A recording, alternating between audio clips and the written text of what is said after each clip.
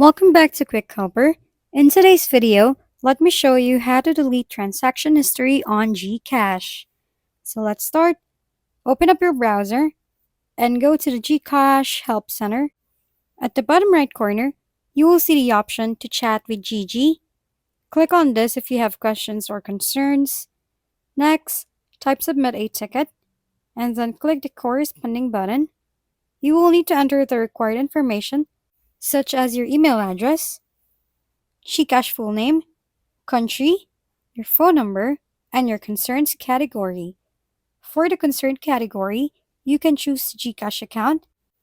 If delete transaction history isn't an option, select a relevant topic and specify your concern and detail in the message box. For example, you can say, "Can you please help me delete my transaction history in GCash?" Check the two boxes to agree to the terms, and after that, click Submit and wait for instructions from their customer service team. Thank you for watching. We hope this video helped you figure things out. If we've been helpful, kindly give us a thumbs up and don't forget to hit the subscribe and bell button for more contents. For any questions and suggestions, comment down below.